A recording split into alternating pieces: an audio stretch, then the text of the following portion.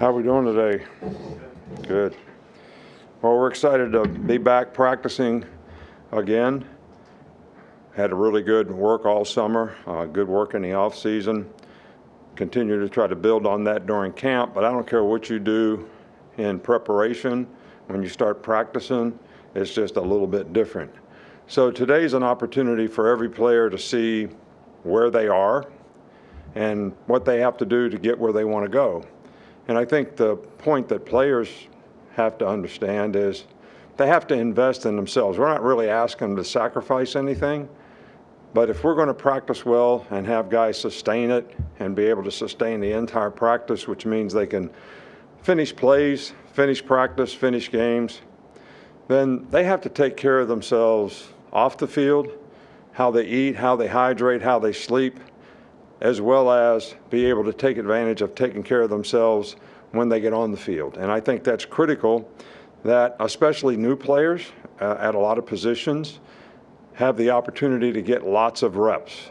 I think that's the key for their development, especially in fall camp, and how they're going to be able to contribute early on in the season.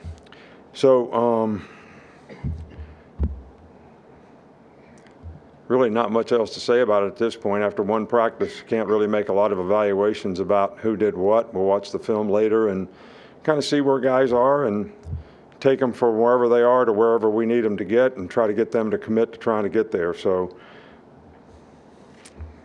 Okay, we'll start with Michael here on the aisle. Yeah, a lot was made about your comments yesterday about the 21 team being a rebuilding year. What is your response to that, and how do you? Well, I don't understand what's so hard to understand. When the point being, we were young, and we should have 9 starters back on offense and 9 starters back on defense. That's the point I was trying to make. 6 guys went out for the draft, so as we usually have to do, we have lots of rebuilding to do again this season. So that's the point that I was trying to make. So when you have a lot of young players playing, I don't think our standard is like everybody else's standard, but when you have a lot of young players playing, you're actually trying to rebuild so those guys get the kind of experience you need so they can play at the level you need them to play at so you can play to the standard you want to play to. Charlie? Do you just have an injury update on guys that may be out for camp and guys that were out in spring that may be where they are now? I don't know who you're talking about specifically. I don't have a injury report in front of me. In the spring, I think it was Darian and Ja'Cory were out, and maybe any guys that might be out for camp. Darian and Ja'Cory are back, so that's not an issue. Look, we're going to have guys that are able to practice and not able to practice on a daily basis. And we're not going to have an injury report every day about who practiced and who didn't practice. So those guys are practicing, though. If you ask me specific questions, I'll be glad to give you specific answers. Go Chase up front. What does it do For continuity, if anything, to have your coordinators on both sides of the ball come back from one season to the next? Well, I think it's really good for the players. I think the comfort zone that they have, same play caller, same signal callers, same system, same presentation of that system. We don't change the system when we change coordinators, but the personality and how that gets presented sometimes is a little different. So I think there's a lot of sort of comfort level with players. I think our staff did a really good job. We had a couple new additions on both sides of the ball and special teams, but I think they did a really good job of quality control, what we need to do better, what we can do better, how we want to try to improve. So, this first day, we just want to see where we're at and kind of go from there, but it's always good to have continuity in the staff. Go to Tony right here. What have you seen from the tight end group, just in terms of what you were able to bring in, and how confident are you in the depth you have after Cam Latu? Well, Cam is going to be missed sometime in camp. I don't know exactly how long, which is an opportunity. I think we have a couple, 3 freshmen, young guys that have an opportunity to develop. So it'll give them a lot of reps and a lot of opportunity in camp. So that's a position that we definitely need to develop some depth at, and this will give us a good opportunity to do that. Do you know what's wrong with Cam? Or? Yeah, I do. You've talked a lot about the competition at cornerback. In terms of the mindset you've seen from those 3-4 guys as they head into that, where's that mindset at right now? I don't know. Just like I don't really know what's wrong with Cam. I was at practice today, but I don't know what's wrong with him. So I don't really know what the mindset of the quarterbacks are either, you know, as if I wasn't at practice today. Look, the quarterbacks have worked really hard. Bryce has done a really, really good job from a leadership standpoint, as well as understanding the offense, a lot of confidence in what he's doing, making good decisions. I think he sets a really good example for the other guys. I think Jalen Milroe has had made a significant amount of progress.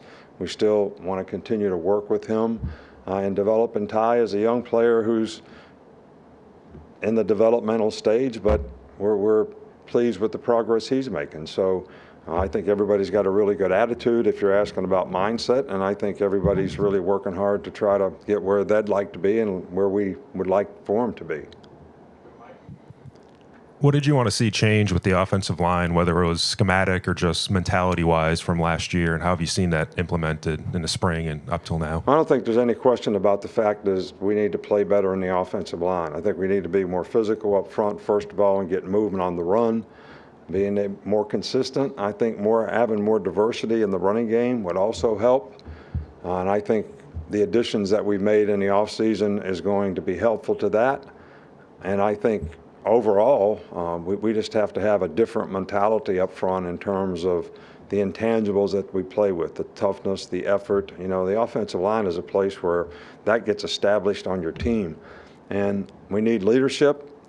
So that the players actually understand the standard that we need them to play to, and somebody is going to not accept the fact that guys aren't playing that way. So, but I like the players that we have. I like the attitude that they've sort of played with to this point.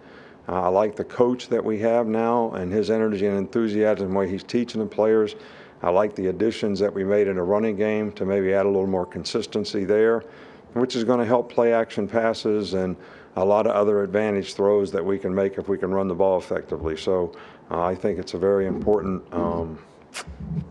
part of what we need to improve on, but I'm kind of encouraged by it. Hey, Coach. So talking about the mindset, I know that the hunger for this team after losing in the national championship has been on their mind this entire offseason. I want to know from your philosophy, you've been on both sides of that, when do you want players to turn and focus on the new season, or do you like that edge throughout the season to kind of have that in the back of their mind that they want to get back for that redemption? Well, I'd like for players to have that kind of edge for who they want to be, how they want to play, to be the best players that they can be, regardless of what happened last year, whether they won and had success like we did the year before, whether we lost. And, there's a little humiliation in terms of pride in performance and not being able to finish the way we'd like, losing the game in the fourth quarter. I think all those things are motivating factors for players. Now, you've heard me speak many, many times. People respond better when things don't go well. I like for players to respond well no matter how things go. When they go well, they're kind of relentless in continuing to try to improve, not be satisfied, not be complacent. I think it's human nature sometimes to feel that way, but that's not something you can do if you really want to be successful and play at a high level on a consistent basis, because hopefully we're going to be able to have success, and players are going to have to be able to deal with that success, and they're going to have to accept the challenge that we're going to play against a lot of good competition, and everybody's going to try to give their best game when they play against us. So regardless of whether we're winning or losing, I want everybody to want to play to a standard.